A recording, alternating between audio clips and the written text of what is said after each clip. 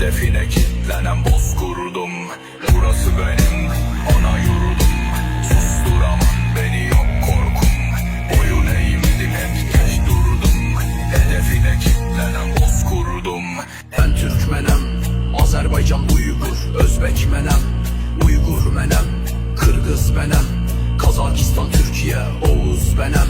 Türk olmak zordur, tüm cihanla savaşır. Türk olmamak daha zor, Türklerle savaşır.